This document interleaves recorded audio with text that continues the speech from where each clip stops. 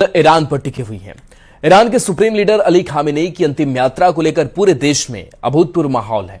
करोड़ों लोग उन्हें अंतिम विदाई देने के लिए सड़कों पर उतर आए हैं, लेकिन इस जनाजे पर एक बड़े हमले की आशंका ने पूरे पश्चिम एशिया का तनाव कई गुना बढ़ा दिया है। अमेरिका और इजरायल को लेकर ईरान की सख्त चेतावनी के बीच आखिर क्यों खामेनेई का जनाजा दुनिया का सबसे संवेदनशील और सबसे चर्चित आयोजन बन गया है, इस रिपोर्ट को दिखाते हैं।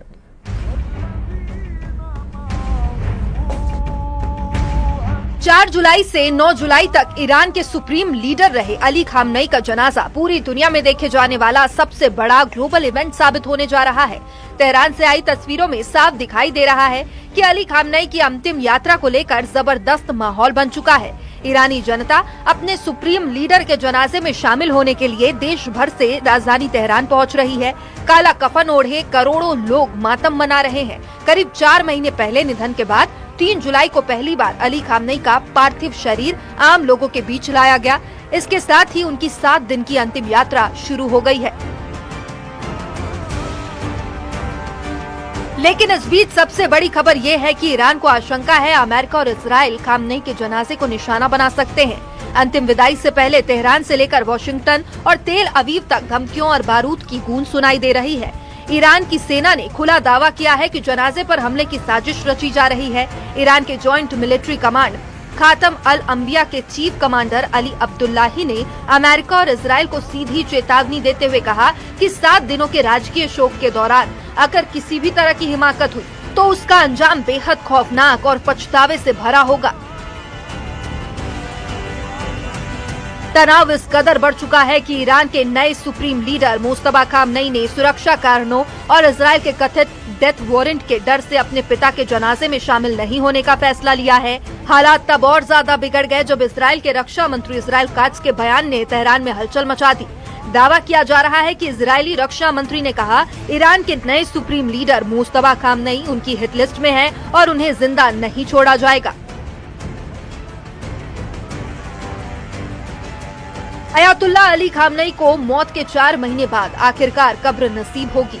उनकी पार्थिव देह को सबसे पहले तेहरान में अंतिम दर्शन के लिए रखा गया, जहां लाखों लोगों ने उन्हें अंतिम बार देखा। इसके बाद जनाजा कौम फिर इराक के नजफ और करबला पहुंचेगा और आखिर में उनके जन्म स्थान मशहद में उन्हें सुपुर्दे खाक किया जाएगा।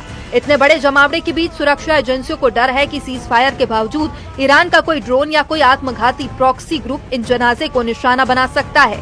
माना जा रहा है कि 48 से 72 घंटे पूरे पश्चिम एशिया के लिए बेहद संवेदनशील हैं और एक छोटी सी चिंगारी पूरे इलाके को फिर से भीषण युद्ध की आग में झोंक सकती है। Bureau report, news 18। के कुल 89 सैन्य अड्डे हैं।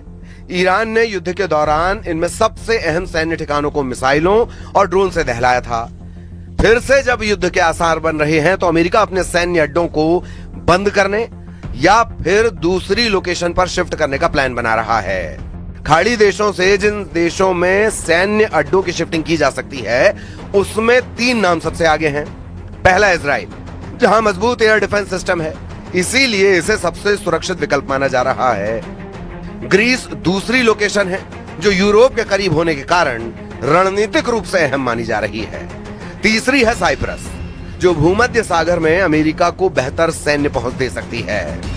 ट्रंप ने जैसे ही अपने सैन्य अड्डों को सेफ हाउस में शिफ्ट किया, फिर ईरान का हिसाब तय है। ट्रंप जितने गुस्से में है उससे यह भी साफ है कि अब ईरान पर B-2 बम वर्षकों जैसे विध्वंसक से हमला होगा। यह अमेरिका का ऐसा बमबाज है जो कभी चमगादड़ की तरह नजर आता है तो कभी चील जैसा दिखता है। ऐसा बम्बर जिसकी उड़ान का मतलब है बहुत ही खास मिशन। अमेरिका का B-2 बॉम्बर BBB फॉर्मूले के साथ उड़ता है। फॉर्मूला BBB यानी बंकर बस्टर बम B-2 दुनिया का अकेला ऐसा बॉम्बर है जो 3 तरह के बहुत ही खतरनाक बंकर बस्टर फायर कर सकता है। पहला है GBU-28, दूसरा है GBU-72, तीसरा है GBU-57, जिससे अमेरिका ने ईरान की फोर्दो परमाणु साइट पर हमला किया था। हालांकि तब ये सवाल उठे थे कि आखिर B-2 के हमले से हासिल क्या हुआ। क्या ट्रंप ईरान के परमाणु कार्यक्रम को पूरी तरह मिट्टी में मिलाने में कामयाब रहे या फिर सब कुछ एक दिखावा साबित हुआ?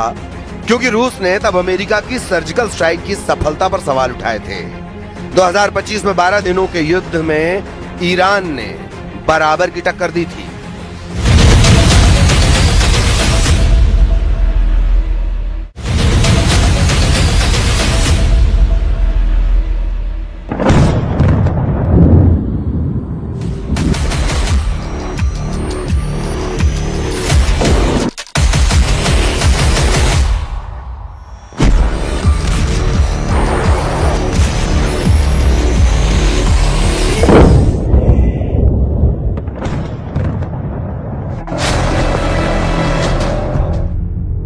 अमेरिका युद्ध में जब हारने लगता है तो खूंखार हो जाता है, इतना खूंखार कि फिर सभी हथियारों से दुश्मन को दहलाता है।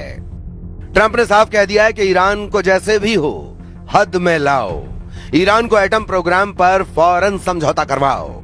अगर ईरान नहीं तैयार होता है तो फिर B-2 से बमबारी करो या टॉम हॉक से मारो, F-35 से हमला करो या मिनटमैन फोड़ो।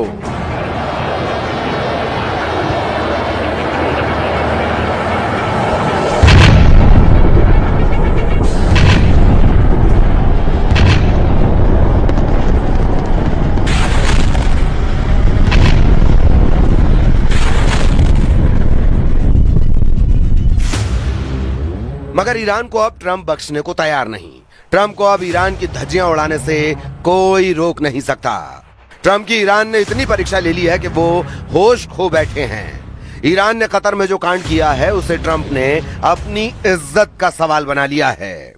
जैसे ही ईरान की चालबाजी ट्रंप को पता लगी है, उन्होंने फौरन इमरजेंसी वॉर मीटिंग बुलाई। ट्रंप ने रक्षा मंत्री पीट हेग्सेथ और जॉइंट चीफ्स ऑफ स्टाफ के चेयर जनरल डैन केन के साथ वॉर मीटिंग खत्म कर ली है। मुमकिन है जल्द ट्रंप फिर से ईरान को फोड़ने वाला ऑर्डर रिलीज कर दें।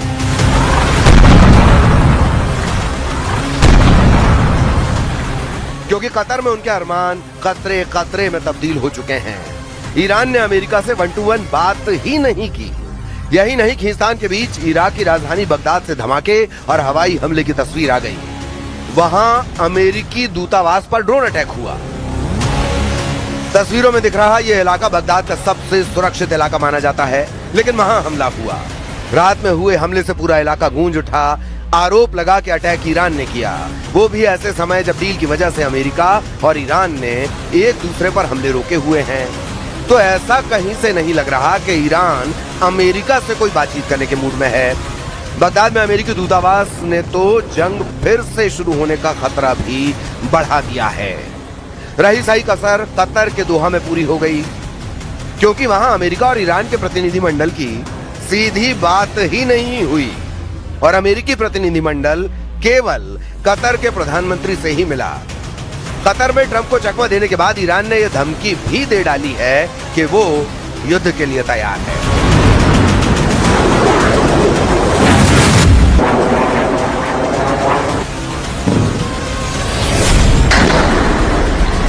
ما نسبت به تفاهم نامه مصریم، یعنی ما هم در حال گفتگو هستیم، هم اگر گفتگو رو نخوان اجرا بکنن آماده جنگ هستیم و عکس العمل نشون میدیم و حتما طبق اون کار رو دنبال میکنیم. जिस मुलाकात का ट्रंप ने ढिंडोरा पीटा था और कहा था कि ईरान की सहमति से कतर की राजधानी दोहा में अमेरिका और ईरान एटमी डील फाइनल करने की कोशिश करेंगे, ना वो मुलाकात हुई और ना ही ईरान और अमेरिका की दोहा में कोई सीधी बात हुई। हुआ बस इतना कि दोहा पहुंचे अमेरिकी राष्ट्रपति डोनाल्ड ट्रंप के डेलीगेशन ने कतर के प्रधानमंत्री शेख मोहम्मद बिन अब्दुल रहमान अल थानी से मुलाकात की। अमेरिका की ओर से दोहा पहुंचने वालों में पश्चिम एशिया में अमेरिका के दूत स्टीव विटकॉफ और ट्रंप के सलाहकार और दामाद जेरेड कुशनर शामिल थे। कहा जा रहा था कि दोनों ईरान से बात करके होर्मुज और दूसरे मुद्दों का कोई समाधान निकालेंगे, लेकिन ऐसा कुछ नहीं हुआ। हालांकि जेडी वेंस ने दुनिया को ऑल इज वेल वाली स्थिति दिखाने की पूरी कोशिश की। We want durable commitments that are verifiable and backed up by inspections that Iran will denuclearize their entire country. Some days actually more oil coming out of the strait than came out before the war even started. So there's this element of the, where the world oil economy is kind of getting back into gear. That's going to take a little bit of time, but you've already seen the prices come way down.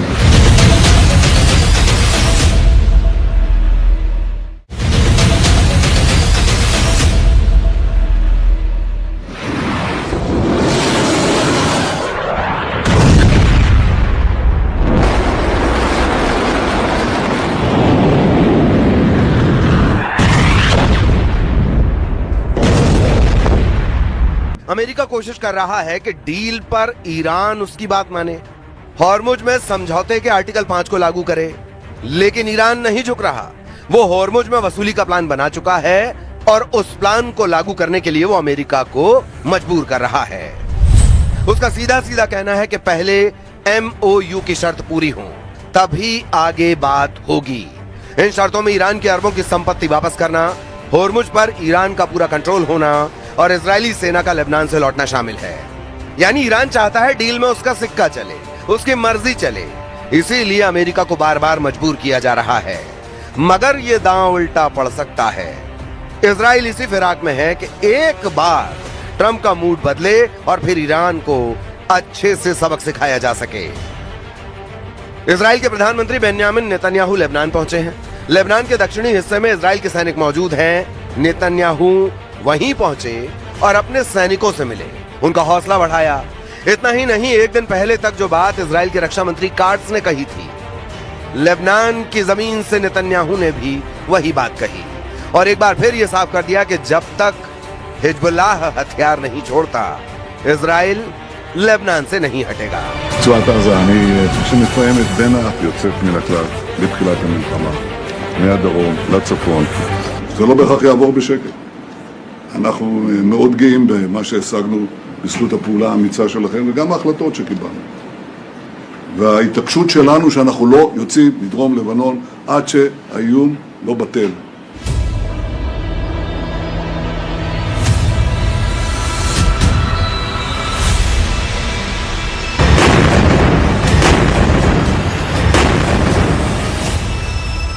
Israel का कहना है कि अगर Trump बीच में नहीं आते तो अब तक लेबनान में हिजबुल्लाह को कुचल दिया जाता। लेकिन ईरान से डील के लिए ट्रंप ने लेबनान वाला ट्रंप कार्ड चला, जिससे इजराइल को हमलों की रफ्तार धीमी करनी पड़ी।